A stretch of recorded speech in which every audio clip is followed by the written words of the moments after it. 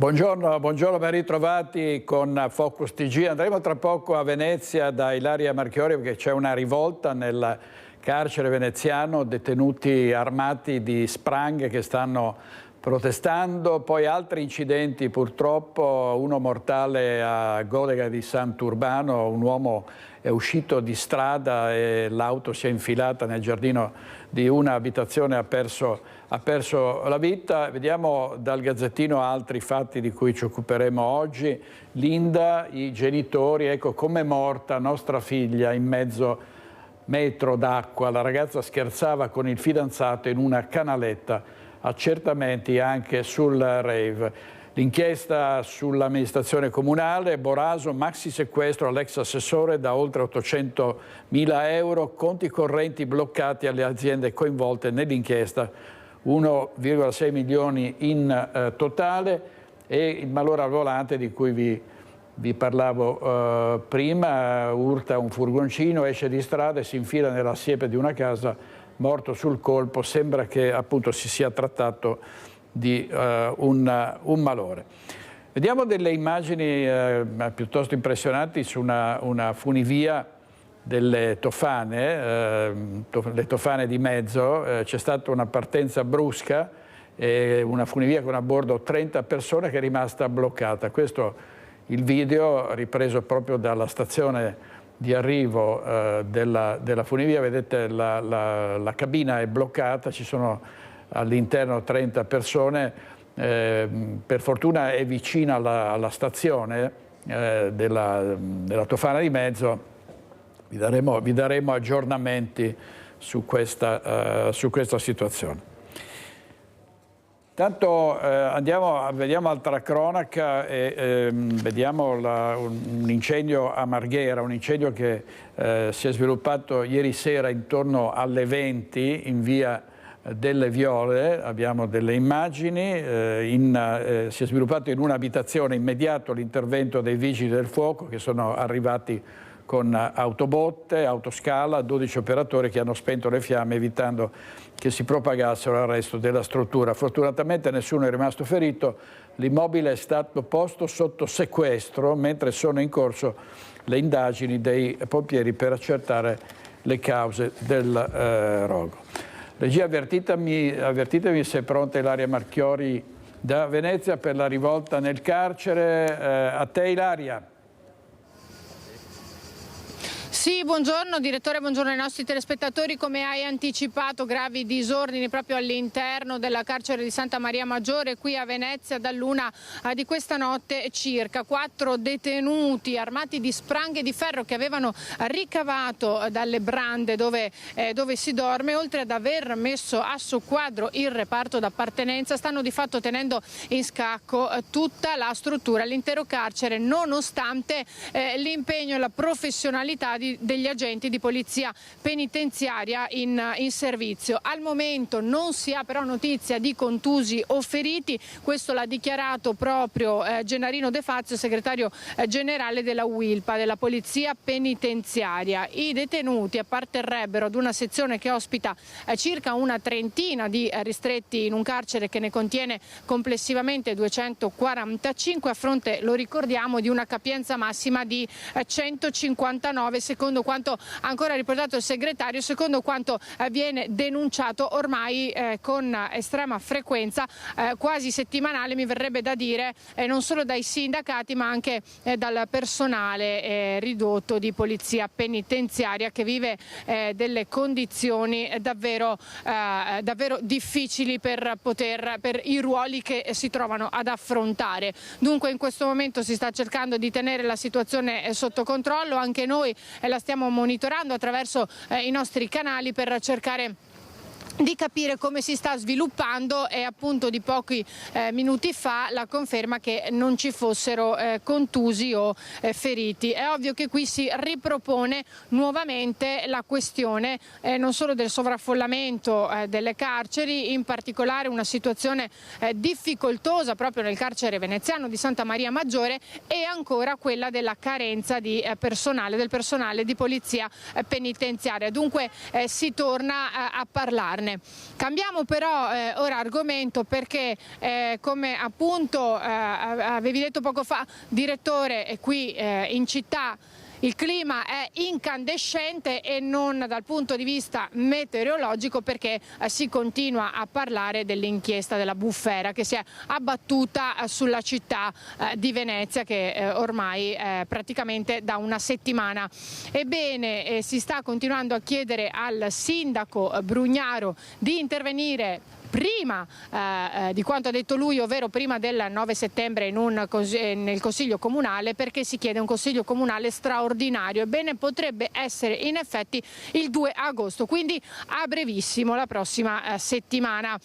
Bisognerà capire se sia effettivamente così, perché lui era stato chiaro dicendo che avrebbe dato spiegazioni al Consiglio Comunale e alla volta invece del 9 settembre. Ricordiamo però che questa sera alle 18 ci sarà una grandissima manifestazione a Venezia, in campo Santa Margherita, organizzata dalle opposizioni, da varie associazioni, proprio dal titolo Salviamo la città, per chiedere ancora una volta le dimissioni del sindaco e soprattutto per difendere la città da questo sistema che è apparso di corruzione, di appalti e di tutto quello che ormai sappiamo e che stiamo raccontando giorno dopo giorno. Vediamo quali sono anche i dettagli recenti in questo servizio, mentre io qui da Venezia restituisco la linea allo studio.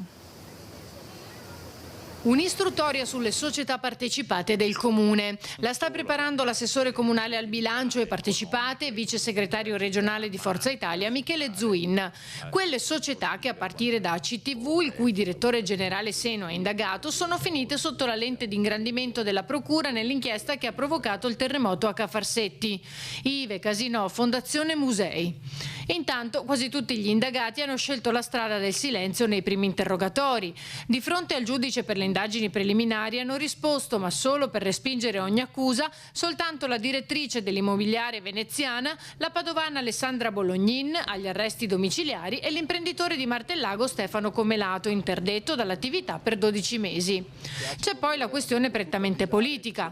Mentre il sindaco Brugnaro ha detto alla sua maggioranza di andare avanti col proprio lavoro, si attende la riunione dei capigruppo in programma mercoledì, da cui ci si aspetta una risposta anche alla richiesta delle opposizioni di centrosinistra di convocare un consiglio straordinario entro 20 giorni, come da normativa nazionale. Quindi primi di agosto e non il 9 settembre, come annunciato invece dallo stesso sindaco dopo aver disertato il Consiglio Comunale. Ora anche Forza Italia chiede un passaggio del primo cittadino in Consiglio, mentre ieri sera si è riunito il coordinamento comunale di Fratelli d'Italia, allargato anche ai consiglieri comunali, il cui esito non è ancora noto, probabilmente in attesa del confronto col resto della maggioranza. Lega, Forza Italia, Fucsia di Brugnaro.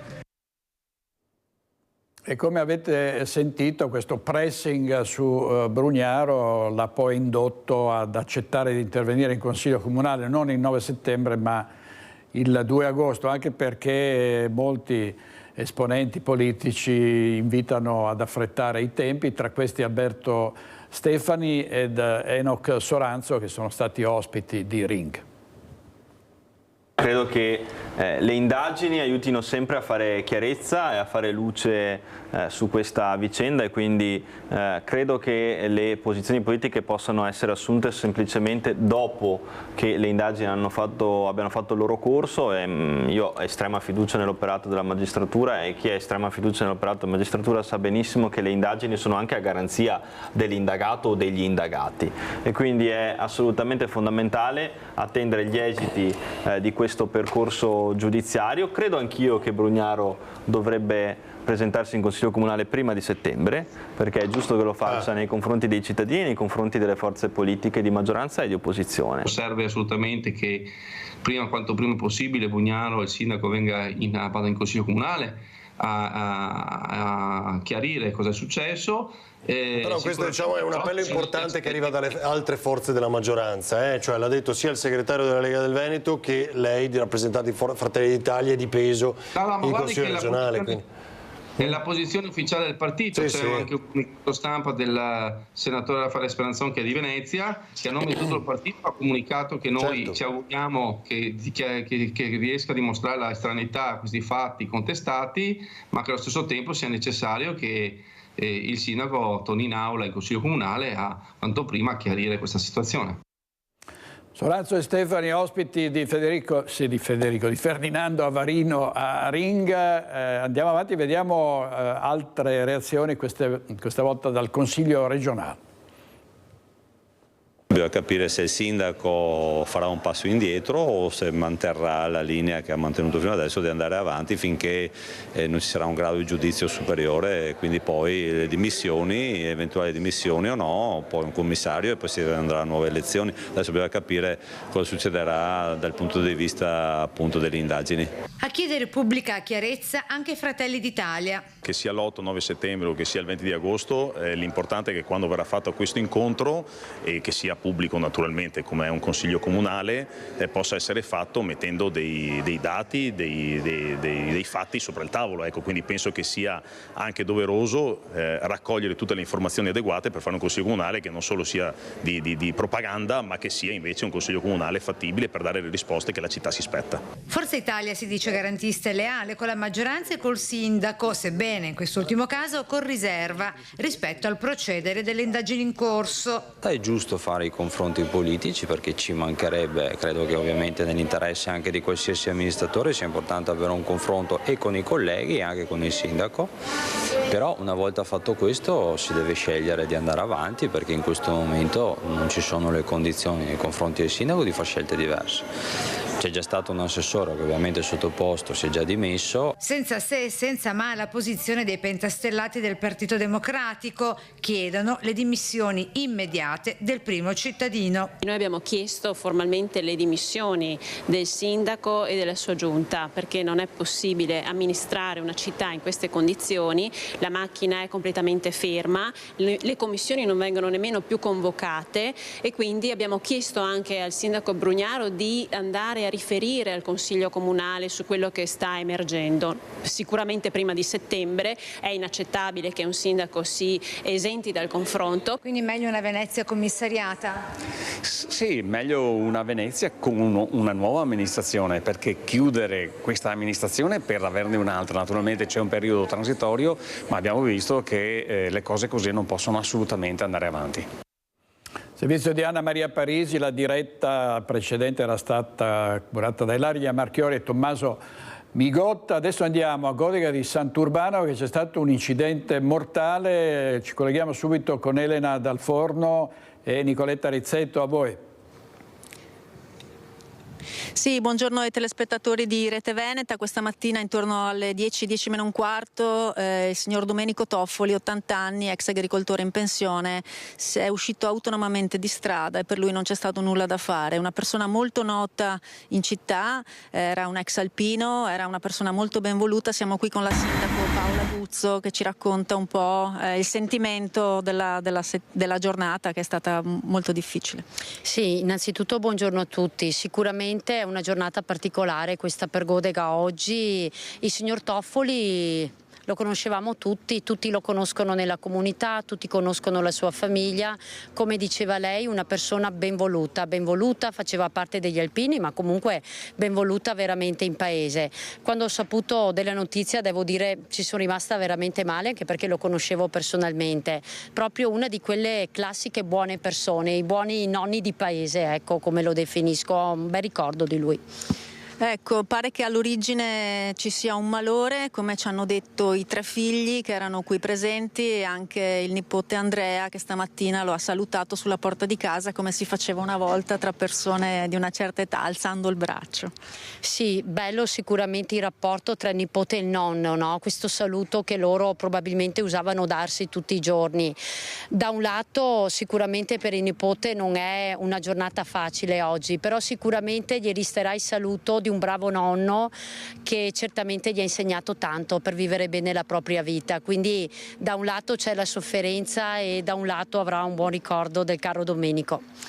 Ecco, purtroppo per Domenico non c'è stato nulla da fare, era uscito di casa verso le 10 meno un quarto per andare a comprare un pezzo di un trattore, un pezzo di ricambio, ma lui abita a 500 metri da qua e non è riuscito neanche a uscire dalla via Codalonga, dove purtroppo ha perso la vita. Ecco, se non ci sono altre domande vi restituisco la linea, Grazie, altrimenti ascoltiamo. Grazie a Elena Dal Forno, per la parte tecnica Nicoletta Rizzetto. L'altro incidente di cui abbiamo parlato ieri a Bassano del Grappa, i medici non hanno ancora sciolto la prognosi per la 54enne che è rimasta ferita in questo schianto auto, moto, furgone, è successo di tutto, vediamo. Si trova ancora ricoverata in terapia intensiva al San Bortolo di Vicenza, le sue condizioni sono molto gravi. La donna di 54 anni coinvolta in uno spaventoso incidente stradale in Viale Venezia all'altezza dell'incrocio semaforico con le vie Quarta Armata e Bernucci a Bassano.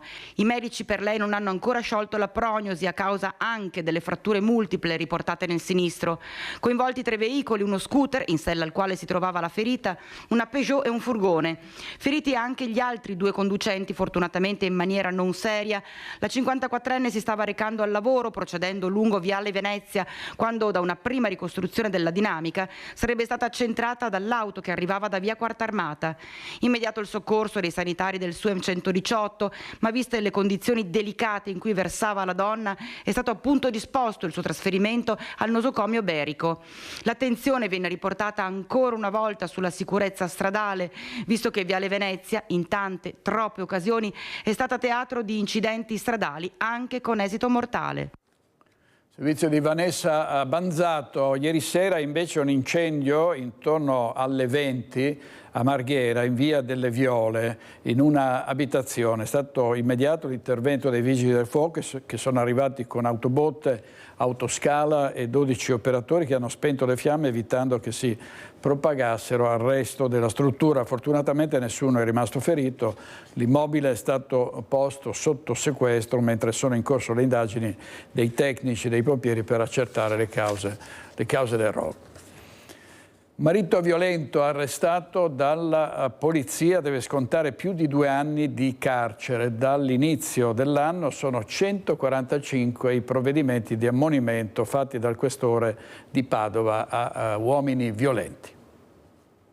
Deve scontare una condanna di 2 anni e 5 mesi di carcere per maltrattamenti alla moglie. È stato arrestato un 48enne romeno condannato per i suoi numerosi atti di violenza fisica e psicologica nei confronti della compagna, episodi che risalgono al luglio del 2021. In passato l'uomo era già stato allontanato da casa e aveva il divieto di avvicinamento. Ora la sua condanna è diventata definitiva. Il 48enne, sotto l'effetto dell'alcol, picchiava ripetutamente la compagna. Una volta le aveva lanciato contro anche un ferro da stiro. Dall'inizio dell'anno ad oggi la divisione anticrimini della questura di Padova ha emesso 113 ammonimenti per violenze domestiche e 35 per stalking e atti persecutori, un incremento notevole se si pensa che nel 2023 gli ammonimenti erano stati 71. L'ammonimento è il primo strumento che si può mettere in campo per prevenire la violenza di genere. Si tratta di un avvertimento del questore all'autore di violenza di non commettere più reati.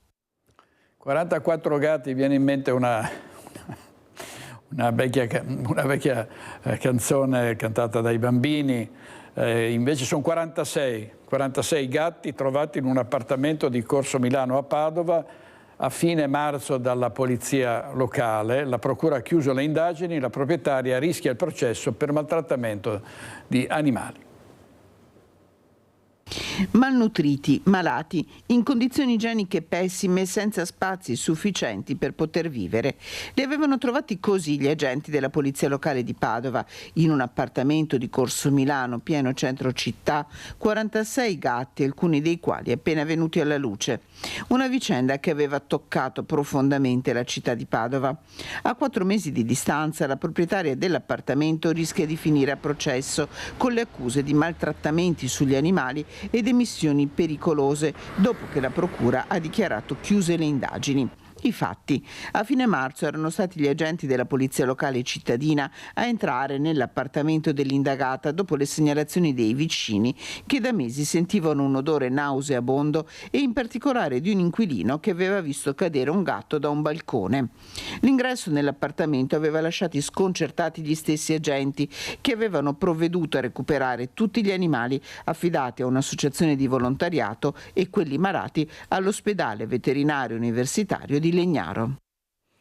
Sì, grande degrado, però è una donna, una gattara che se non altro gli animali non li abbandona per le strade come fanno normalmente molti proprietari di cani e di gatti quando arriva l'estate. Vediamo un caso di cui si sta parlando, una fontana scambiata per una piscina, ovviamente complice il gran caldo. È successo a Arsego di San Giorgio delle Pertiche, dei genitori hanno lasciato che i bambini sguazzassero in questa fontana che è stata purtroppo danneggiata. Adesso il sindaco invita queste famiglie che avevano filmato i giochi d'acqua dei figli a farsi avanti.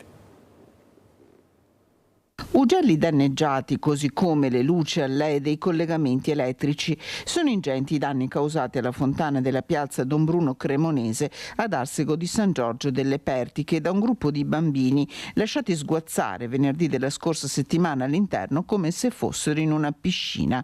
Ecco il racconto del sindaco Daniele Canella al Consiglio Comunale. Abbiamo visionato le telecamere e purtroppo abbiamo preso con i nostri occhi che vi erano diversi bambini in età scolare all'interno della fontana che giocavano con 2 palloni, se non erro, dentro appunto la vasca della fontana di fronte agli occhi dei genitori che anche riprendevano, facevano insomma video a questo momento. I danni sono stati calcolati in circa 3.000 euro che il comune non intende pagare, ma poteva finire peggio perché i bambini sono stati lasciati in una fontana illuminata dove l'acqua può venire a contatto con l'elettricità.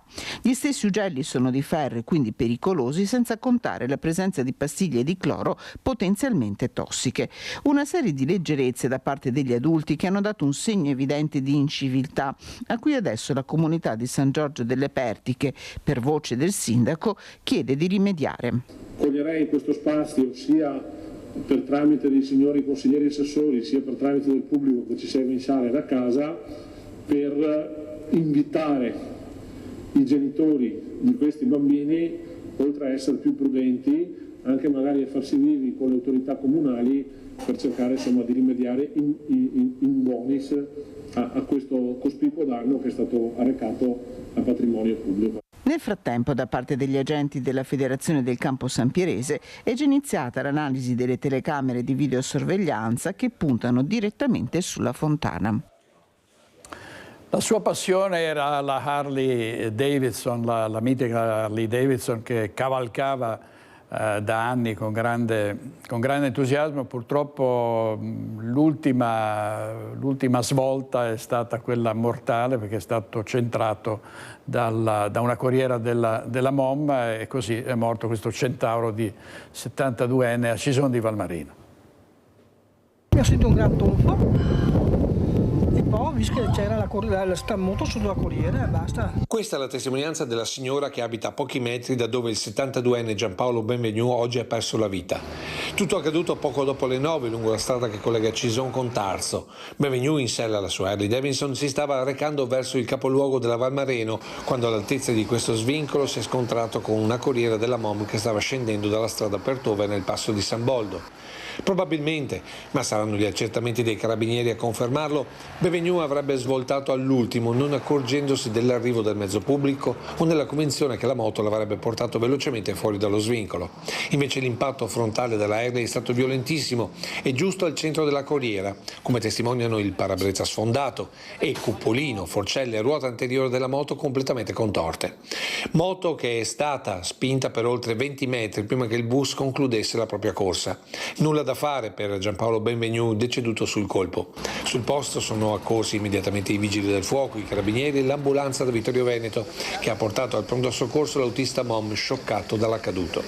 Illesi ma profondamente turbati i 10 passeggeri che erano saliti poco prima alla fermata di Tovena, per i quali MOM ha provveduto al trasporto sostitutivo.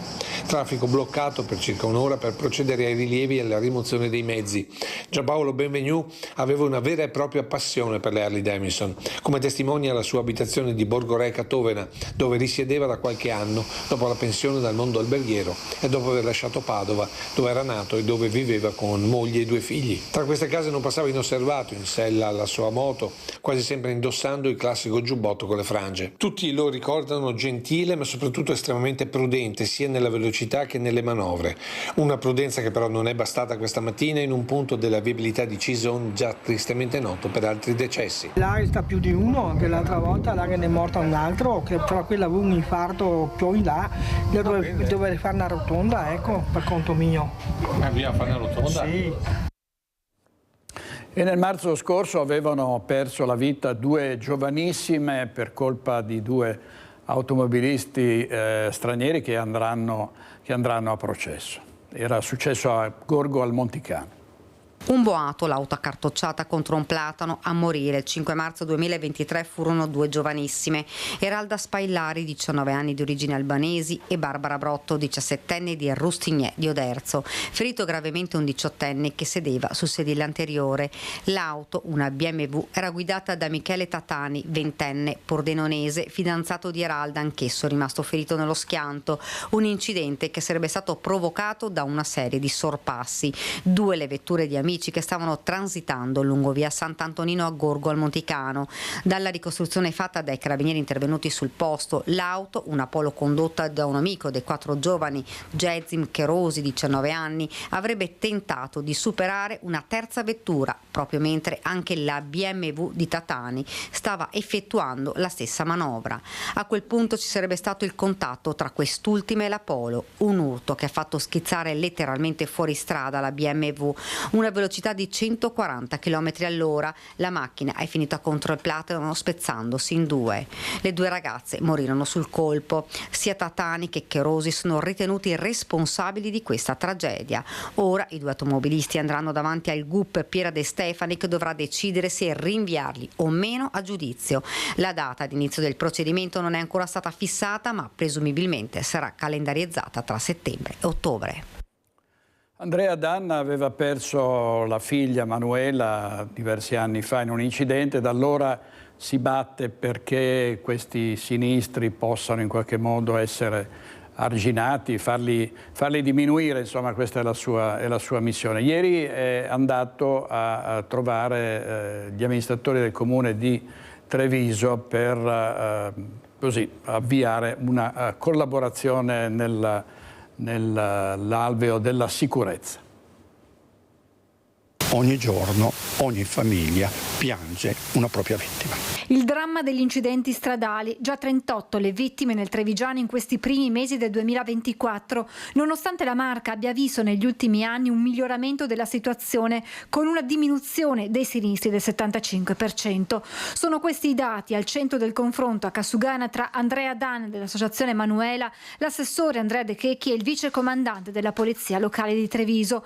Sul tavolo alcune iniziative per prevenire gli incidenti, ad iniziare dal coinvolgimento delle comunità straniere. Noi abbiamo constatato che nell'ultimo anno abbiamo un'impennata sulle statistiche degli incidenti col guidatore estero. Questo perché? Perché manca ancora questa cultura. A partire da settembre il Comune si è impegnato insieme ad Andrea Danna a contattare le comunità straniere per organizzare incontri informativi. A portare sempre più la cultura della sicurezza stradale, anche ad esempio attraverso convocando le associazioni di immigranti per sensibilizzare nei confronti della manutenzione del veicolo, dell'attenzione amministrativa alle assicurazioni, di un percorso di guida che sia attento, quindi creando anche da questo punto di vista una vera integrazione. Ma in cantiere anche un altro intervento rivolto ai motociclisti. In questo caso Andrea Danna chiama in causa il Consiglio Comunale perché approvi un provvedimento per proteggere i centauri in caso di incidente. Una mozione per poi promuovere direttamente alla Presidente della Commissione Europea, mi rendo disponibile a portarla a mano direttamente a Strasburgo, di dare obbligo dell'airbag ai motociclisti. E anche con degli elementi innovativi che adesso abbiamo dato mandato alla nostra Polizia Locale, alla mobilità, di studiare tecnicamente perché Treviso possa diventare magari la patrocinatrice o essere la prima a proporre delle mozioni o delle idee che possono garantire maggiormente la sicurezza anche del motociclista. Purtroppo tanti giovani sono protagonisti di questi tragici incidenti con morti con morti e feriti, e spesso si dice bisogna che i giovani non stiano a bighellonare, a non far nulla, ma bisogna che siano impegnati anche socialmente. Ci sto a fare fatica è l'esempio, un progetto di ragazzi che si danno da fare. Andiamo subito da Monica Smiderle, perché si parla di numeri record. A te Monica. Buongiorno a te direttore, buongiorno a tutti i nostri telespettatori. Dicevi bene, parliamo di questo progetto che si chiama Ci sto a fare fatica e che vede i ragazzi impegnati per settimane in lavori socialmente utili. Un progetto che a Bassano anche quest'anno ha raccolto numeri record, quasi 300 i ragazzi impegnati, suddivisi in squadre dal 10 di giugno al 26 di luglio. Si iniziano a tracciare i primi bilanci, ragazzi che sono stati impegnati appunto nella cura del verde pubblico, ma anche nelle case di riposo, nella manutenzione dell'arredo urbano, ragazzi impegnati. Con me l'assessore Marina Bizzotto, referente per le politiche giovanili del Comune di Bassano, e Francesca Carli, che è referente progetto giovani appunto del Comune. Ci sto a fare fatica, raccoglie numeri record, grande entusiasmo. Sono i ragazzi dalla maglietta rossa che girano per la città e che si appunto contraddistinguono per il loro impegno. Sì, i numeri sono record perché il progetto funziona, è un progetto che mette in rete, è un progetto in cui si lavora in sinergia con le realtà del territorio, sia dal punto di vista dei ragazzi che appunto si mettono a disposizione, sia da parte amministrativa che dà la possibilità di essere protagonisti, e sia perché c'è una risposta comunque da parte di enti e quartieri che si mettono in gioco anche loro, offrendo l'opportunità a questi ragazzi di fare qualcosa di concreto. Quindi è una grande rete che coinvolge non solo il Comune di Bassano, ma che si allarga anche al resto del territorio e che sta prendendo piede anche in altre regioni d'Italia. Sì, fortunatamente il progetto del Ci sto a fare fatica, che appunto nasce a Bassano circa una decina d'anni fa, ha avuto buon seguito anche nel territorio. Si chiuderà venerdì il progetto intercomunale, dove con una conferenza stampa appunto si renderanno noti tutti i partecipanti e cosa si è fatto. E quindi è anche una buona pratica che fa dialogare noi assessori delle varie realtà cittadine per essere sempre più performanti anche nell'offrire a questi ragazzi delle buone opportunità. Una grande rete, Francesca, attorno alla quale si fanno lavorare, tra virgolette, i ragazzi, si fanno maturare e si rendono attivi all'interno di una comunità. Sì, Ci sto a fare fatica, è un progetto dove il fare diventa educativo e quindi in qualche modo anche al Comune di Bassano quest'anno abbiamo attivato 30 squadre, i ragazzi quindi sono 4-5 squadre attive ogni settimana, e quindi parliamo di 40-50 ragazzi che si mettono a disposizione per il proprio territorio. Che cosa hanno fatto in questo periodo i ragazzi? Allora, i lavori che vengono fatti sono sicuramente lavori all'aperto, sono più diversi, ma soprattutto di cura del bene pubblico, quindi sicuramente pulizia delle strade, ma poi danno l'impregnante anche a panchine, staccionate, quindi si prendono cura dei propri parchi e poi lavorano anche in tutte quelle realtà che in qualche modo fanno parte della loro vita, quindi oratori, associazioni sportive, associazioni altre, case di riposo, scuole, insomma le realtà ospitanti sono 21 e anche quest'anno è stato ben partecipato. Il fare che diventa educazione, no? Ma va detto che alla fine di questo impegno i ragazzi hanno anche il loro buono fatica. Sì, il buono fatica è sicuramente un riconoscimento che la comunità dà ai ragazzi che si mettono a disposizione, quindi anche lì c'è una rete di commercianti che dal primo anno ha creduto nel progetto, che mette a disposizione i buoni fatica, e appunto sono tante le realtà adulte che credono nel progetto, quindi il buono fatica è davvero un valore educativo di riconoscimento, quindi non è un pagamento, ma è davvero l'opportunità di dire ai ragazzi come adulti riconosciamo il lavoro insomma che avete fatto. Ecco. Assessore, mi piaceva sottolineare che i ragazzi sono stati impegnati quest'anno anche all'interno della casa di riposo di Bassano. Sì, credo che sia stato una buona cosa, perché appunto ha permesso sia ai ragazzi di venire a contatto comunque con un mondo difficile, e anche agli anziani che li vedevano lavorare di sentirsi un po' quasi a casa, sentirsi coccolati e vedere che comunque c'è chi si prende cura, anche da parte dei giovani, si prende cura del luogo dove loro vivono gli ultimi momenti della loro vita. Bene, questo dunque il progetto Ci sto a fare fatica, sono gli ultimi giorni, si concluderà venerdì, vedremo ancora i ragazzi dalla maglietta rossa gironzolare per qualche ora in città. Io ringrazio l'assessore Marina Bizzotto, ringrazio Francesca Carli, direttore, restituisco la linea allo studio. Molti complimenti, andiamo avanti con la cronaca. Purtroppo un incidente mortale in laguna, una imbarcazione che si è schiantata contro una bricola, è morto un aristocratico veneziano, il conte e cavaliere di Malta Marco Celio Passi, è rimasta ferita l'amica francese che era a bordo con lui. Il conte Marco Celio Passi aveva 44 anni, è morto la notte scorsa durante un tragico incidente in laguna a Venezia. Procancelliere dell'Ordine dei Cavalieri di Malta del Gran Priorato di Lombardia e Venezia, è morto mentre a bordo del suo barchino si è schiantato tra mezzanotte e l'1 del mattino contro una delle bricole nei pressi di Saccafisola alla Giudecca. Ferita in modo grave l'amica che era con lui, una donna francese di 42 anni che, nonostante le lesioni riportate, è riuscita a gridare aiuto, richiamando l'attenzione di chi era nei suoi paraggi, che poi a sua volta ha chiamato i soccorsi. I sanitari del SUAMI 118 subito sul posto, con le operazioni di rianimazione cardiopolmonare, hanno cercato di rianimare più volte il 44enne, ma ogni tentativo è risultato vano. Il medico ha solo potuto constatarne la morte.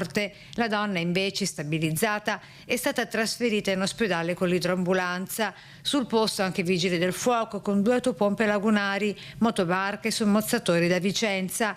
Dai primi accertamenti pare che la barca sia andata a sbattere contro la briccola per una manovra errata o per un'avaria al motore. Servizio di Anna Maria Parisi, si aggrava la posizione del papà di Agnese Chinellato, la bambina che è stata dimenticata in auto e che è morta per il caldo, soffocata dal caldo. L'accusa infatti è passata da omicidio colposo a abbandono di minore. Un'accusa pesante che aggrava la posizione di papà Sirio, l'uomo 45 anni che ha dimenticato la piccola Agnese in auto per quasi 6 ore, ora dovrà rispondere di abbandono di minore, un reato che prevede una pena più alta rispetto all'omicidio colposo come era stato ipotizzato in un primo momento, 5 anni contro 8 per quanto riguarda il massimo della pena applicabile. L'avvocato dell'uomo Giorgio Pietramala. Ci sarà da discutere, insomma, se è questa fattispecie oppure l'omicidio colposo. Io sosterrò che si tratta di omicidio colposo, non di abbandono. Intanto è stato eseguito l'esame autoptico sul corpo della piccola, morta nell'auto arroventata dal sole nel parcheggio della Lode San Marcon. Il perito si è preso 60 giorni e poi depositerà la relazione. Quel terribile giorno il papà doveva portare la piccola all'asilo, ma nella struttura non è mai passato. Ha tirato dritto fino alla sua azienda, dove ha parcheggiato l'auto, lasciando senza volerlo la figlia in auto. Momenti di blackout vengono chiamati, ma saranno le indagini e la giustizia a dover stabilire perché sia accaduto. Il dolore e la disperazione dei genitori di Agnese è infinita, impossibile anche solo pensare, cercare di capire, ma soprattutto accettare la tragedia. Io conto di chiuderla il più breve possibile con gli istituti giuridici adeguati, chiudere la vicenda il più presto possibile, insomma. Adesso sto preparando una memoria, vedremo a settembre di cosa succede. Ora la procura dovrà concedere il nulla osta per poter dare l'ultimo saluto alla piccola Agnese, dove l'intera comunità di Mogliano Veneto si stringerà alla famiglia. Servizio di Daniela Sizia, momenti di blackout che hanno provocato altre tragedie analoghe. Intanto tutta la comunità si è stretta attorno a questi poveri genitori. Il sindaco Davide Bortolato dice che gli sono arrivate tantissime mail di solidarietà. Grande vicinanza da parte della comunità a questa famiglia che ha subito questo enorme lutto e questo enorme dramma.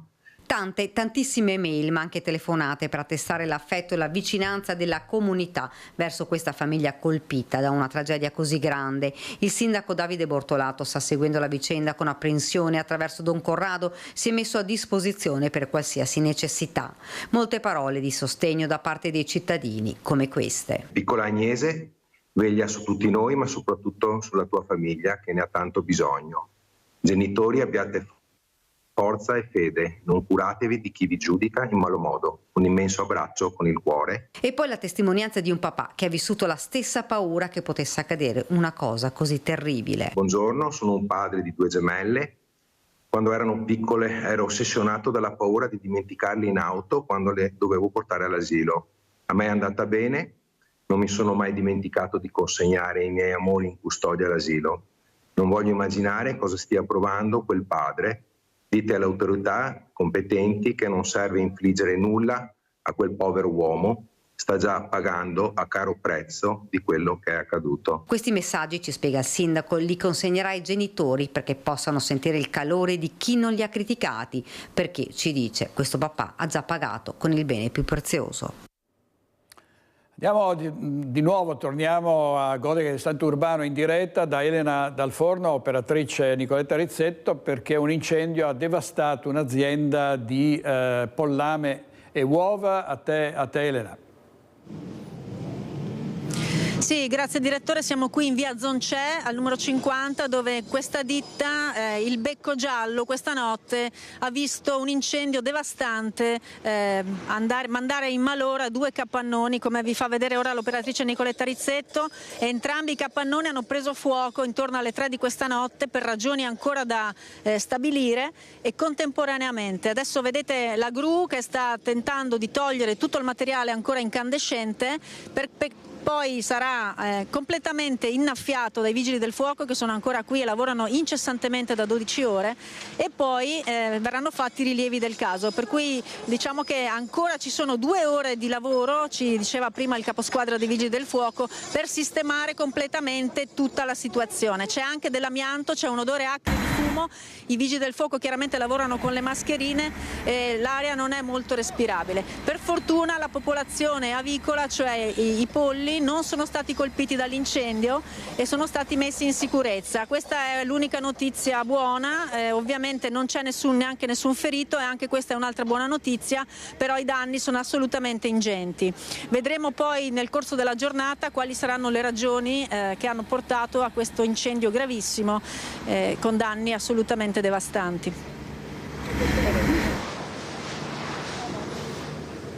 E adesso andiamo a Padova, mi pare, no, a Permugna, nel Padovano, da Valentina Visentin, perché sono state trovate 5 bombe a mano della Seconda Guerra Mondiale in un campanile. In diretta Valentina Visentin.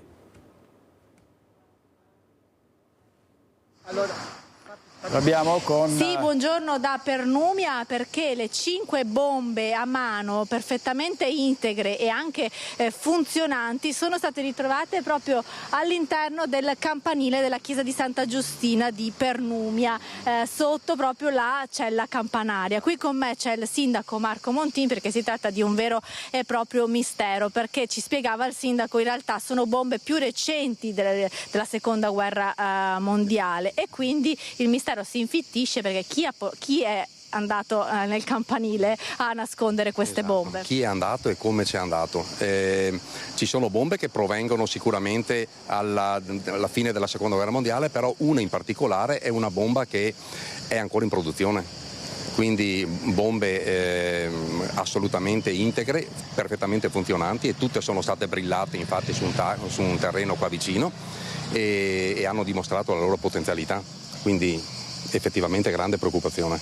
La scoperta è stata fatta da 2 ragazzi che stavano sistemando il campanile che aveva subito una manutenzione importante verso la fine degli anni 50, quindi questo potrebbe servire a collocazione temporanea. Sì, questo potrebbe servire. Dopo non è che sia semplice datare una bomba, in realtà il contenitore che le avvolgeva è un sacco di cemento che hanno smesso di produrlo negli anni 50, quindi potrebbe essere che sono tutte depositate posteriormente agli anni 50. Quello che è certo è che erano 5 ordigni perfettamente funzionanti, ben nascosti all'interno di un'intercapedine del campanile e volutamente occultati per poterli usare a piacimento di qualcuno. Quindi il timore, sindaco, è che qualcuno possa aver utilizzato il campanile per nascondere del materiale esplosivo e anche armi per compiere chissà che cosa. Esatto, questa qua è stata la prima preoccupazione, poi è stato verificato con gli artificieri, è stata fatta una bonifica di tutte le aree, compreso la chiesa cipertale e il sagrato. Anche per tranquillità nostra e di tutti i fruitori della chiesa, però la preoccupazione rimane, perché la domanda che ci facciamo è perché, come e quando erano ordigni militari comunque perfettamente funzionanti. Ecco, quindi c'è un'indagine ovviamente dei carabinieri, gli ordigni sono stati fatti esplodere ieri in un campo privato, tutti e 5 sono esplosi, quindi dopo l'intervento degli artificieri. C'è un'indagine, il sindaco ci terrà aggiornati per se ci sono degli sviluppi. Vi terrò sicuramente informati, anche perché la questione per noi è una questione importante che va sicuramente affrontata con tutta l'attenzione del caso. E come ha detto il sindaco, rassicuriamo anche tutti i cittadini di Pernumia, l'intera chiesa e l'area attorno alla chiesa e al campanile è stata completamente bonificata dagli artificieri. Da Pernumia è tutto, con questo mistero estivo vi restituiamo la linea allo studio. Grazie anche a Cristian Roque Allende per la parte tecnica. Andiamo avanti, ricordo oggi in regia ci sono Renato Capoglia e Simone Merlo. Andiamo avanti con l'esasperazione dei commercianti di Corso Santi Felice e Fortunato a Vicenza, perché c'è stata l'ennesima spaccata e quindi i commercianti chiedono ancora una volta più sicurezza. Spaccata nella notte, l'ennesima, una ancora, vetrate in frantumi, negozi depredati, molti, troppi. L'ultimo colpo a Vicenza in Corso Santi Felice Fortunato. Nella notte qualcuno spacca la porta di questo negozio etnico, la titolare arriva da Padova. Sono le 9 del mattino quando trova la porta del suo negozio col vetro in frantumi. Questa mattina, visto che mi è porta, già aperto. La spaccata permette ai malintenzionati di entrare nel negozio e di portare via alcuni soldi lasciati in cassa.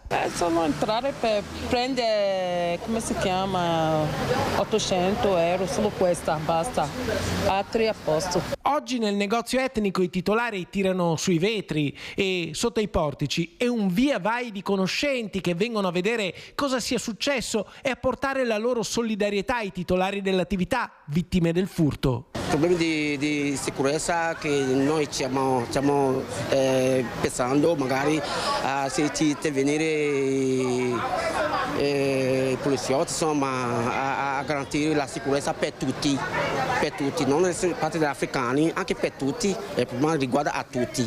Il problema della sicurezza riguarda tutti, italiani e stranieri che convivono in questo quartiere a Vicenza, a ridosso di Campomarzo e della stazione ferroviaria. Io pure ho ricevuto un furto 3-4 anni fa, tipo rapina, mi sono saputo disbrigare e li ho messi alla porta.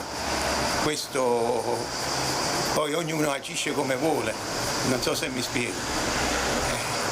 Però col rischio che poi non sai come ti va a finire la cosa. La delinquenza è all'ordine del giorno, Corso San Felice ormai non se ne può più. Secondo me ci vuole più telecamere per le cose di notte, insomma, per garantire la sicurezza della zona, insomma, per dire ci vuole più telecamere. C'è chi chiede più telecamere, più pattugliamenti delle forze dell'ordine e il problema è sempre più, e oggi più che mai, anche politico. Inutile dire che c'è bisogno di un aumento della sicurezza in città.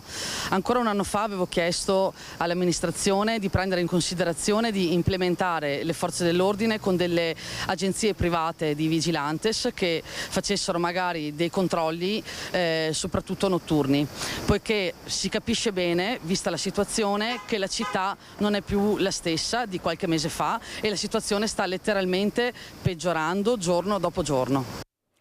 Servizio Carlo Alberto Inghilleri, e a Treviso è stato arrestato un trentenne responsabile di una rapina ai danni di un venditore ambulante, rapina avvenuta domenica scorsa. Sono stati attimi di terrore quelli vissuti dal titolare di un chiosco alimentare nei pressi della stazione ferroviaria di Treviso nella prima mattinata di domenica. Il venditore ambulante ha appena chiuso la sua attività quando si presenta un uomo, un trentenne dominicano, in evidente stato di alterazione. Pretende la preparazione di un panino nonostante l'esercente abbia già terminato di lavorare. Per evitare però discussioni, il titolare decide di assecondare la richiesta del cliente, ma al momento del pagamento il trentenne va su tutte le furie, prende da un cestino vicino una bottiglia di vetro, la rompe e la usa per minacciare il venditore e un altro cliente che nel frattempo è intervenuto in sua difesa. Non contento, il dominicano mette a soqquadro il chiosco, scappando alla fine con 2 grandi sacchi pieni di pane. Immediata scatta la segnalazione alla polizia, tempestivo l'intervento degli agenti delle volanti che raccolgono la testimonianza della vittima e in poco tempo riescono a rintracciare il responsabile dell'aggressione poco distante in viale Trento-Trieste. Alla vista degli uomini in divisa, il trentenne già aggravato da numerose denunce e condanne per reati contro la persona e il patrimonio tenta la fuga ma viene prontamente bloccato e arrestato per rapina aggravata. Ancora una volta il quadrante che gravita intorno alla stazione via Roma, scenario di un episodio di violenza.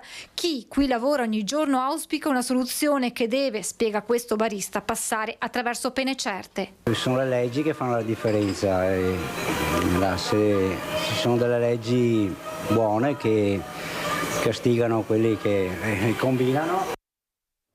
Servizio di Francesca Bozza, vediamo il giornale di Vicenza, una notizia arrivata da poco: maltratta la compagna e viola il divieto di avvicinamento, arrestato un 22enne, è successo a Costa Bissara. Moglie dona il rene al marito, il gesto d'amore al San Bortolo. E poi le follie dell'estate, viaggiare aggrappati sul retro del bus e tuffarsi nelle fontane. Vediamo questi video del bus, il cosiddetto bus surfing. Vediamo. Bus surfing, l'ultima moda, sicuramente pericolosa, certamente sciocca. Come tante idiozie ne sono pieni i social. Ci si attacca all'autobus appesi, mani e piedi, sopra la targa posteriore. Succede sempre più spesso nelle città, adesso succede anche a Vicenza. Questo è un video girato qualche ora fa in pieno centro storico, diventato subito virale. Si vede un giovane di origine straniera attaccato alla corriera in Contra Vittorio Veneto. Il gesto in se stesso non è né atletico né particolarmente interessante. Il protagonista di questo video resta appeso come un salame in equilibrio precario e quando scende al volo affida se stesso e la propria incolumità ai riflessi e all'abilità di chi guida l'auto che segue. Lui sì messo alla prova, visto che deve frenare. Insomma, quella del ragazzino attaccato è una prova di coraggio poco coraggiosa e molto ottusa. Un gesto grave e pericoloso, un gioco forse per chi è talmente ingenuo da non capire che sta mettendo in gioco la sua stessa vita, coinvolgendo anche i malcapitati che sono sulla strada in quel momento e che devono stare pronti a schivarlo. Il video finisce così, con il giovane che molla la presa dall'autobus e corricchiando taglia la strada all'auto che segue, attraversando come un gatto in tangenziale. Insomma, fenomeno il bus surfing, fenomeno dei tempi, fenomeno chi lo pratica. Sentiamo cosa ne pensa l'assessore alla mobilità di Vicenza, Cristiano Spiller. Sentiamo. È stata una folle bravata da cui nessuno deve imparare, anzi, sulle strade cittadine e extracittadine bisogna rispettare sempre le regole per la sicurezza e l'incolumità propria, ma anche degli altri utenti della strada. Non è una cosa accettabile che sarà accettata, ma questo vale per chi sale sugli autobus come abbiamo visto fare, ma anche chi affronta una strada in contromano o chi usa il cellulare in macchina anche solo per fare un video. Le norme del codice della strada devono essere rispettate per la sicurezza di tutti. E veniamo alla questione dei campi nomadi, ce ne sono molti in varie province. E qui andiamo a Torri di Quartesolo, dove il nuovo sindaco ha promesso un giro di vite. 2 i campi nomadi nel territorio comunale di Torri di Quartesolo, su cui la neo-insediata amministrazione comunale sta lavorando su più fronti, sia dal punto di vista del percorso di integrazione, sia per quanto riguarda il rispetto delle regole.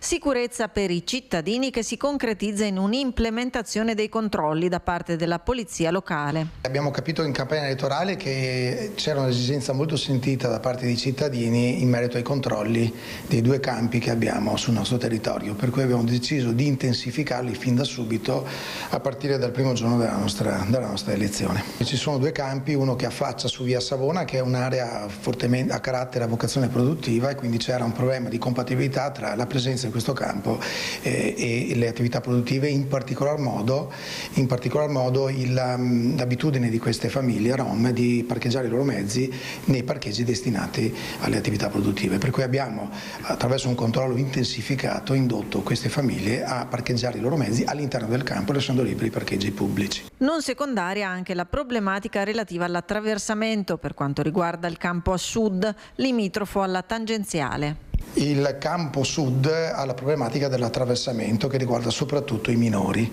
che attraversano la tangenziale in un punto molto pericoloso e spesso non accompagnati dagli adulti, per cui lì bisognerà installare una barriera anti-attraversamento. Cercheremo di farlo nel quadro di un accordo che stiamo cercando con le attività produttive limitrofe. È una patata bollente anche per il nuovo sindaco di Bassano del Grappa, Nicola Finco. Sono sul sentiero di guerra i cittadini di San Lazzaro. Vediamo perché. I nomadi fatti sloggiare dal parcheggio Gerosa sono temporaneamente ospitati in quartiere Pre, ma questo è solo il primo passaggio di un nuovo assetto. Fra pochi giorni, infatti, dalla postazione temporanea saranno spostati di nuovo nella caserma Fincato e i nomadi attualmente presenti in quella struttura andranno nella piazzola attrezzata di San Lazzaro. Ma questo finale non piace ai residenti, che parlano apertamente di una partita a risico giocata sulla pelle dei cittadini. Questo non è altro che un risico, perché per come la vedo via si vuole far vedere che si sta facendo qualcosa, si spostano gli zingari o chi per essi dal parcheggio Gerosa a quartiere Pre, poi questi dovrebbero essere spostati nuovamente all'ex caserma Fincato e portare le persone che ci sono alla caserma Fincato qui in quartiere San Lazzaro, nell'area che era stata già predisposta dalla passata amministrazione. Cosa posso dire io? Che cambiano le amministrazioni, ma i modus operandi rimangono.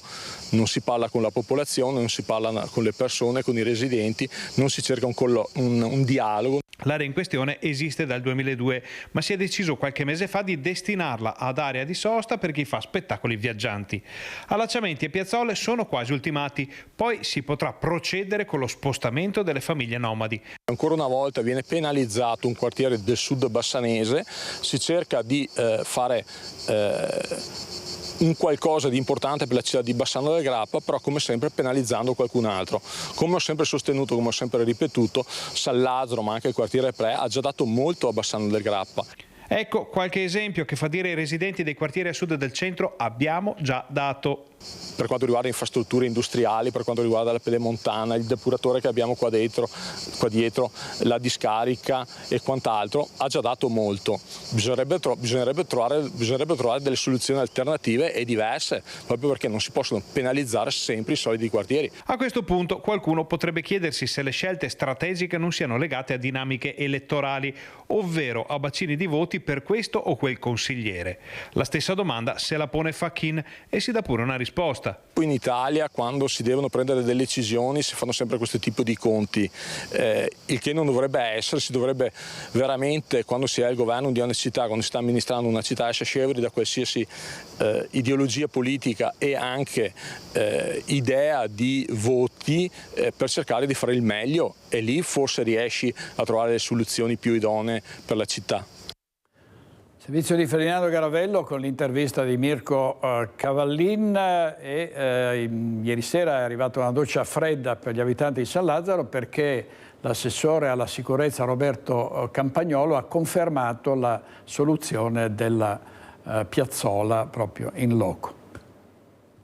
Non era di sicuro una soluzione adeguata di tenere da più di un anno i tre camper di nomadi al parcheggio Gerosa. A qualcuno forse andava bene, ma questo significava, dal mio punto di vista, nascondere lo sporco sotto il tappeto. Non fa sconti e non fa giri di parole l'assessore cittadino alla sicurezza, e non le manda neppure a dire a chi nell'ultimo anno non ha fatto niente per risolvere la situazione dell'area di sosta camper di Viale De Gasperi. Quel che è certo invece è che la soluzione del quartiere Pre è provvisoria. È chiaro che spostare i nomadi che bonariamente ci hanno seguito al quartiere Pre è una questione assolutamente provvisoria. Ho parlato anche col presidente di quartiere e avrà modo di vedere la sincerità delle mie affermazioni. Stiamo in corso di valutazione per spostarli quanto prima. L'amministrazione di Nicola Finco intende quindi risolvere il problema tenendo conto dei diritti di ognuno. In questo gruppo di nomadi ci sono anche dei minori che vanno a scuola al centro studi e che va comunque rispettato per la loro dignità questo gruppo. Li sposteremo sicuramente a brevissimo e stiamo valutando alcune opzioni. Per quanto riguarda le recriminazioni di residenti di San Lazzaro, Campagnolo ricorda a tutti che la piazzola era già stata predisposta per questo utilizzo dalla passata amministrazione. Ricordiamo che alla Fincato sono partiti enormi lavori di riconsiderazione di tutto l'ambito territoriale che diventerà un centro servizi e che alla fine sarà il fiore all'occhiello del Bassanese. Insomma, ormai è deciso, il gruppo di nomadi attualmente presenti all'ex caserma Fincato andrà a San Lazzaro. Come già deciso anche dalla precedente amministrazione. Per il resto io mi auguro e mi impegnerò perché entro il 14-15 di agosto anche quelli che sono al quartiere Pre trovino una collocazione alternativa e soprattutto dignitosa. L'assessore Alessandro Campagnolo, non Roberto come ho detto prima. Allora andiamo in pubblicità e poi torniamo con altri servizi e altre notizie.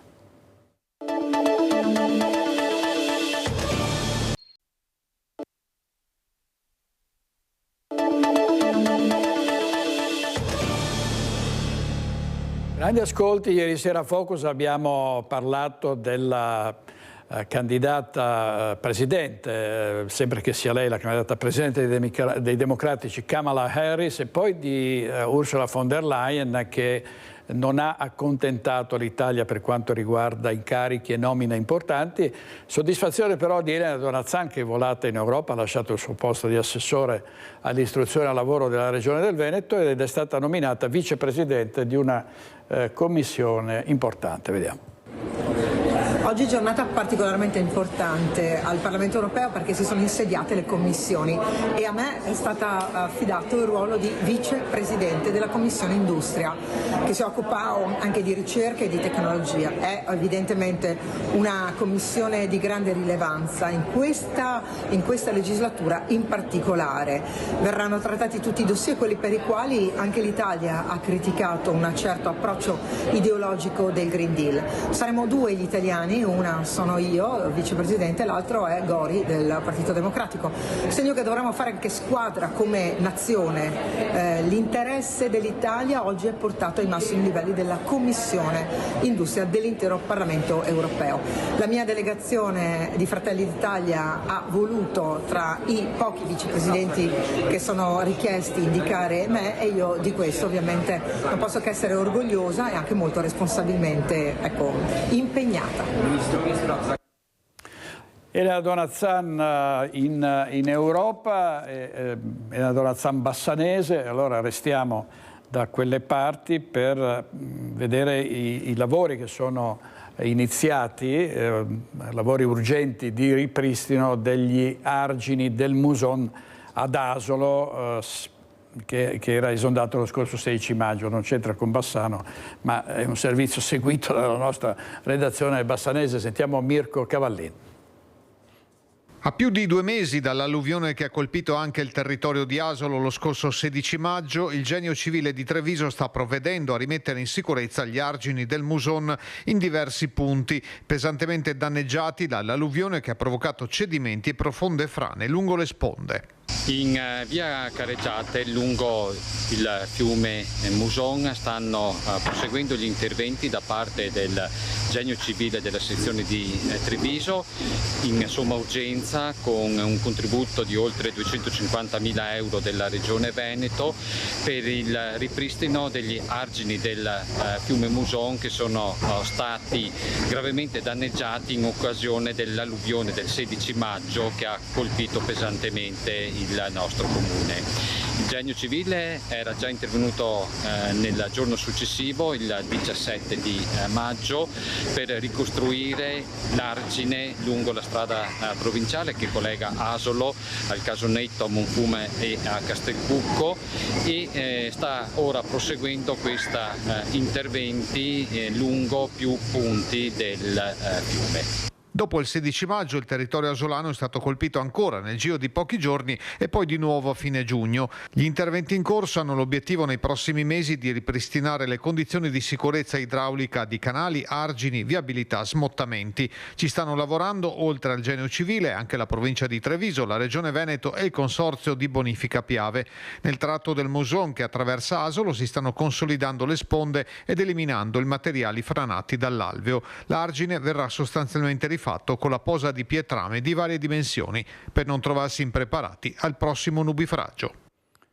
Passare da una sede incomodato ad una sede in affitto può rappresentare per un'associazione un vero e proprio salasso e anche la fine dell'attività, e questo è il rischio che corre l'Associazione Italia Soccorritori di Bassano. Sentiamo.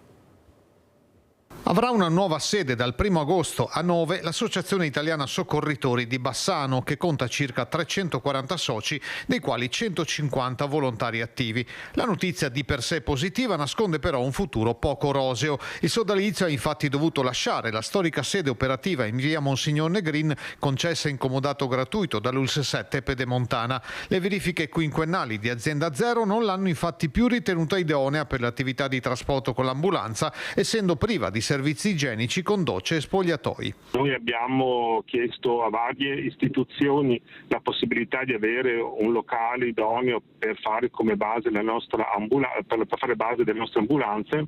Le istituzioni che abbiamo contattato hanno riconosciuto tutti l'opera meritoria di volontariato che facciamo, però non si è concretizzato nulla di fatto. Risposte dunque non ne sono arrivate e fino a fine luglio l'AIS svolgerà la sua attività in un locale trovato in affitto a San Giacomo di Romano Dezzelino. La struttura ora sarà lasciata libera con lo spostamento a 9, ma sempre in affitto, e questo incide pesantemente sui bilanci, dato che le entrate derivanti in gran parte dal servizio in occasione di manifestazioni e dall'organizzazione di corsi non bastano per coprire le uscite per le locazioni. Noi confidiamo che qualcuno ci possa aiutare, perché l'impegno economico è molto gravoso e ci basiamo solamente sulla forza di volontari, non abbiamo altre entrate se non queste attività che facciamo con le ambulanze. Il controvalore delle ore di volontariato supera i 400.000 euro all'anno, cifra che altrimenti dovrebbe essere a carico delle istituzioni pubbliche. Da queste ultime nessuna risposta, come denuncia anche il PD con la consigliera regionale Chiara Luisetto,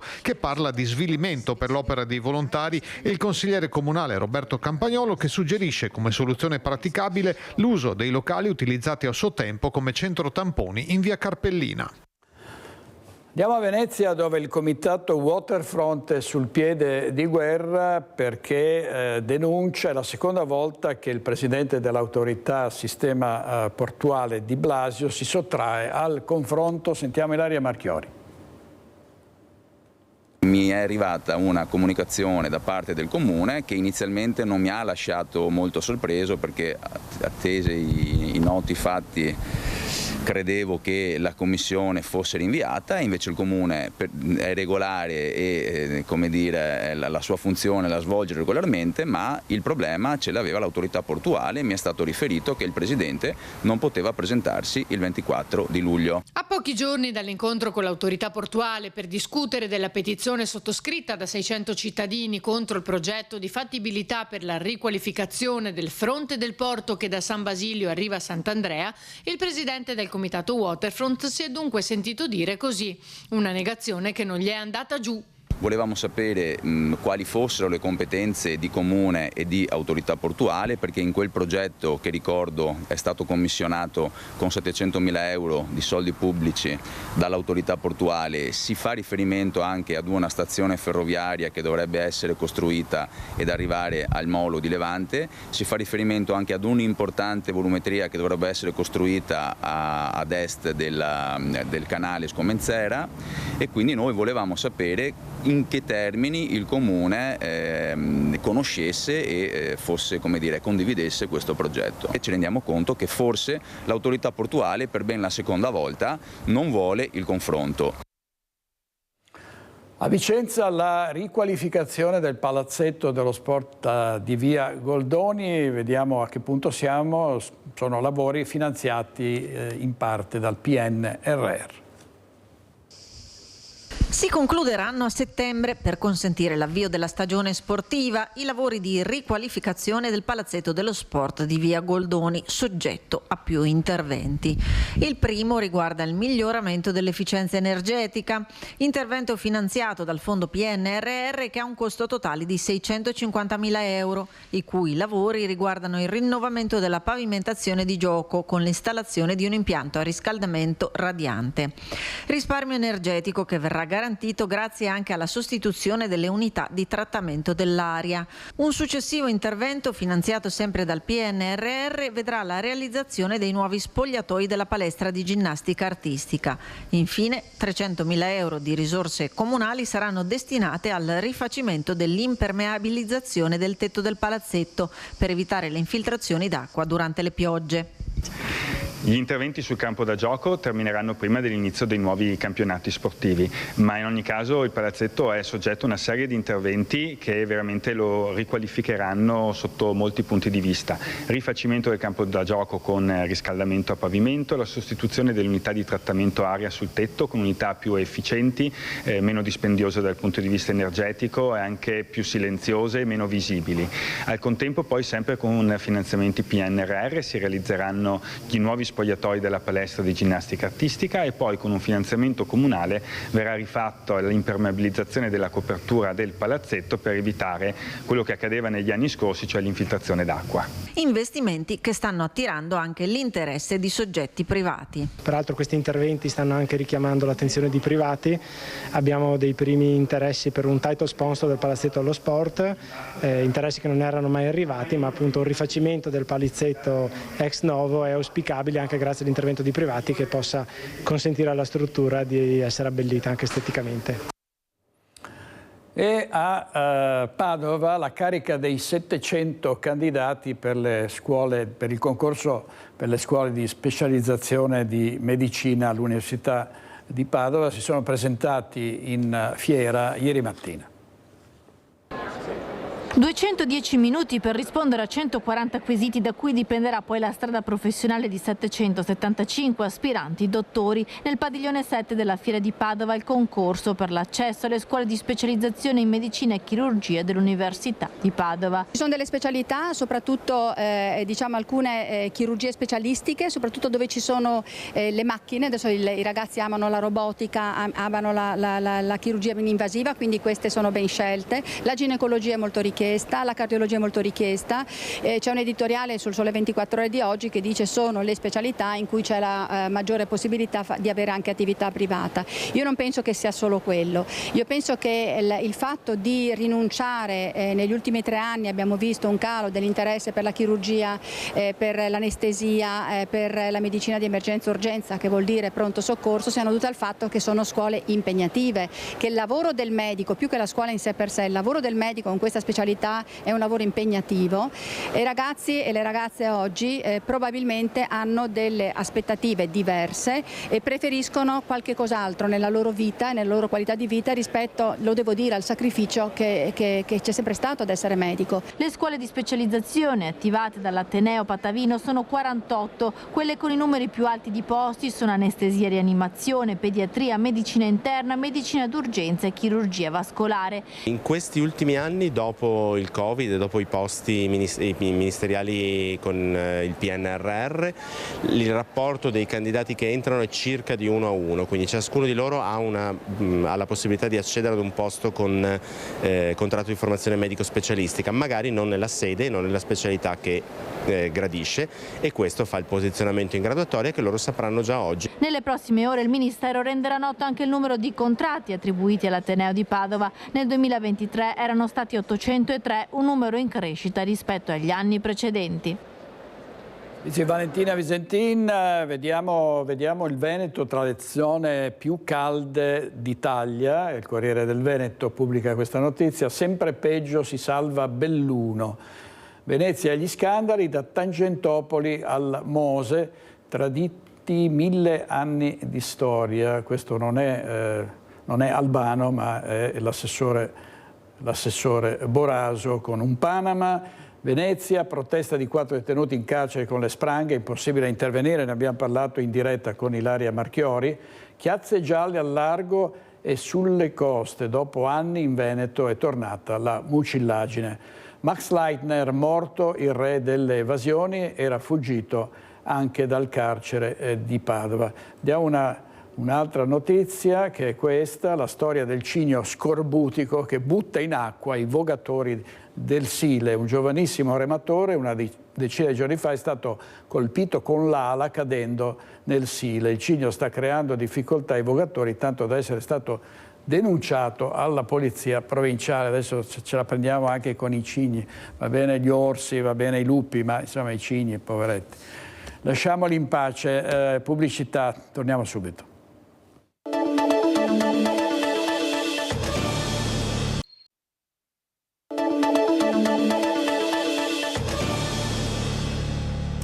Si chiama Alex Camera, è un ragazzo, un trentenne che da tempo si dedica ad operazioni estreme, no? Ad imprese estreme come quella di trascinare un treno con la sola forza delle gambe.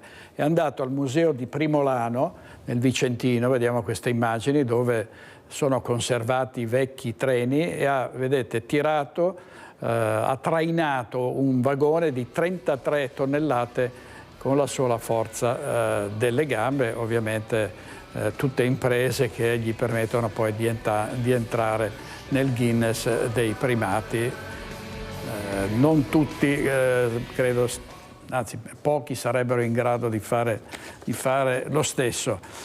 E invece è riuscita a diventare attrice dopo essere stata impiegata. Bianca Soligo, originaria di Vedelago, è riuscita a cambiare vita nonostante le difficoltà e ora è lanciata in una carriera nel cinema tra spot e film. L'ha intervistata Elena Dal Forno. Sempre si può cambiare vita, non c'è età, basta crederci, provarci. Va male e va bene, ricominciamo. A farla cambiare a Bianca Soligo fu proprio Antenna 3 nel 2010. L'attrice vide un annuncio di casting in un periodo molto difficile della sua vita, tra lavoro in ufficio e collaborazioni serali per arrotondare, un figlio da crescere da sola e un mutuo da pagare. Antenna 3 proponeva questo casting il giorno dopo, presso la sede proprio di Antenna 3, per questo film hollywoodiano. Cercavano persone di aspetto elegante. E siccome tutta la vita tutti mi prendevano in giro per questo mio aspetto elegante, ho detto, beh, stavolta vediamo se è vero che è così. Provo, ma non ero convinta, avevo timore fosse un pesce d'aprile. Il casting era il 1° di aprile. Invece è stata presa e da lì è partita tutta un'altra storia, tanto che all'inizio non ci credeva nemmeno. Sono andata e lì ho lavorato 10 giorni. È stato molto bello, poi praticamente cast stellare, meraviglioso, molta serietà, molta professionalità, e da lì ho visto quanto impegno e quanta professionalità ci vuole per fare questo lavoro. Bianca pensava che l'esperienza fosse finita lì, ma alcuni casting director la notano e cominciano a chiamarla, tante pubblicità e poi anche i film supportati dallo studio, anche da autodidatta. Ai casting si presentava con le fototessere perché non aveva i soldi per farsi un book. Poi la svolta, l'azienda dove aveva lavorato per 35 anni la lascia a casa. Nessuno le offre opportunità adeguate perché gli anni per gli altri pesano. Così Bianca 2 anni fa apre la partita IVA e va a Milano. Ed è andata bene, molto meglio del previsto, anzi ancora sono un po' incredula di essere riuscita a fare quello che ho fatto, a fare così tanti spot così belli, e nel contempo poi ho studiato recitazione anche alla CSC, al Centro Sperimentale di Cinematografia. Per la clip Fammi sentire un sogno, per interpretare una malata di Alzheimer, è stata costantemente a contatto con dei pazienti reali per risultare credibile e non una macchietta. Una donna che ha imparato ad avere fiducia in se stessa, anche nel suo aspetto, che oggi ama com'è, con le sue rughe e i capelli bianchi. Perché bisogna essere grati di poter invecchiare. Un bel servizio di Elena Dal Forno, Brad Pitt, Angelina Jolie, George Clooney, Lady Gaga, una ondata di star arriverà a Venezia per la 81esima edizione della Mostra del Cinema. Ieri Alberto Barbera ha presentato il programma, in concorso ci sono anche 5 film italiani. Hollywood si trasferirà a Venezia su Red Carpet degli Idol dal 28 agosto al 7 settembre per la 81esima Mostra Internazionale d'Arte Cinematografica di Venezia.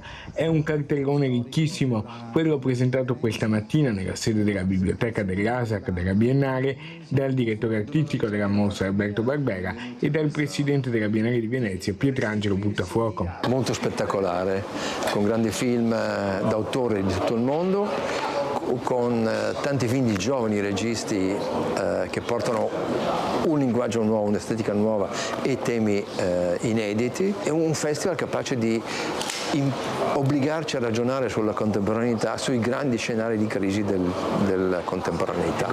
Ci dice qualche star che sarà presente nel tappeto rosso dell'Idol? Ci sarà Michael Keaton, ci sarà Winona Ryder, ci sarà Monica Bellucci, poi arriverà Kate Blanchett, Kevin Kline, poi arriveranno Brad Pitt e George Clooney, poi ci saranno Tilda Swinton e Julianne Moore, poi ci sarà Daniel Craig, Joaquin Phoenix, Lady Gaga e tantissimi altri. Tantissimi i temi. La presentazione è stata introdotta dal responsabile dell'ufficio stampa della Biennale Cinema Paolo Rughi. 5 saranno i film italiani nel concorso principale. Un cinema aperto assolutamente alla contemporaneità, che non scade mai a livello della pura e semplice cronaca, ma che ci invita ad approfondire e a dialogare e a confrontarci per capire meglio cosa sta succedendo e come possiamo migliorare la situazione. 5 film italiani in concorso, il cinema italiano come sta? Dal punto di vista dei film selezionati per Venezia benissimo, perché sono film belli, estremamente interessanti, molto diversi gli uni dagli altri, che segnalano una volontà di innovare e di cambiare. L'altra faccia della medaglia è che continuano ad esserci troppi film prodotti di bassa qualità, cosa che probabilmente cambierà nel momento in cui entreranno in vigore i nuovi decreti attuativi degli aiuti di Stato e del tax credit, che farà sentire i suoi effetti a partire dall'anno prossimo. E il nuovo presidente della Biennale di Venezia, Pietrangelo Buttafuoco, ha colto l'occasione di questo evento, la presentazione del programma, per fare un bilancio di questa prima parte del suo mandato.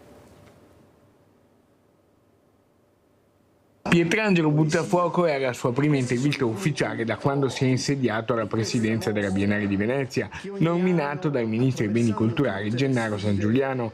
Ecco cosa si aspetta dalla prossima mostra del cinema.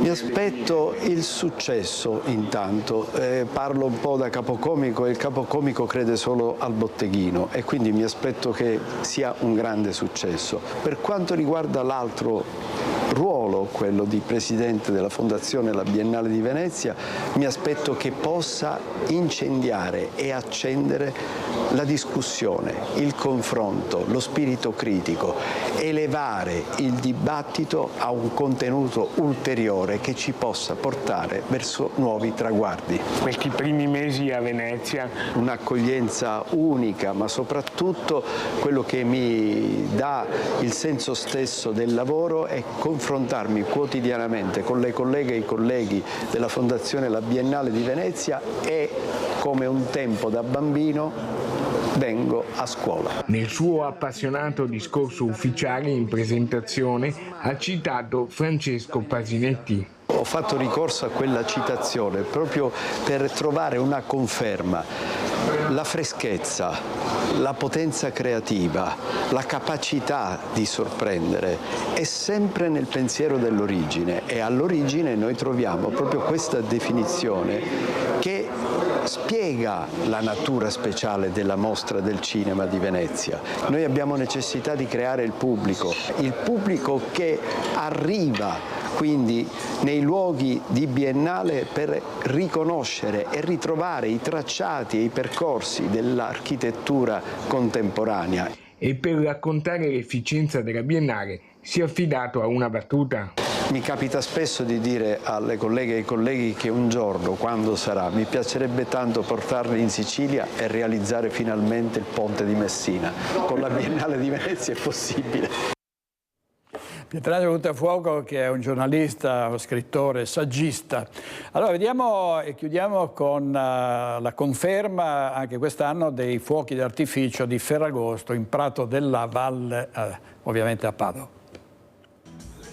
Ferragosto a Padova uguale spettacolo pirotecnico in Prato della Valle, un appuntamento che si rinnova di anno in anno e anche per quest'estate è stato confermato con i tradizionali fuochi d'artificio accompagnati dalla musica. Siamo al lavoro per un'altra grande edizione del Ferragosto a Padova. Andremo a confermare questa soluzione sperimentata negli ultimi 2 anni, molto positiva, con un grande spettacolo pirotecnico accompagnato anche dalla musica, ma senza deflagrazioni e impatto acustico, questo anche per tutelare l'ambiente, in particolare gli animali domestici, anche quelli selvatici che sono presenti in città. L'assessore al commercio e alle attività produttive Antonio Bressa è al lavoro per ultimare i dettagli dello spettacolo, una pioggia di colori che illumina la notte ferragostana padovana e attira migliaia di cittadini e anche di turisti. L'appuntamento sarà quindi ovviamente il 15 agosto con una partenza musicale, avremo anche degli ospiti che potremo rivelare nel corso delle prossime settimane e poi l'appuntamento, quello più sentito, è proprio quello dello spettacolo piromusicale. Sono tanti padovani che, sapendo di questo evento, scelgono di stare in città e poi soprattutto ci sono tanti turisti che sempre di più scelgono Padova. È tutto per oggi, grazie per aver scelto Focus TG, grazie ai nostri registi Renato Cappoi e Simone Merlo, ci vediamo stasera a Focus alle 21:15, buona giornata.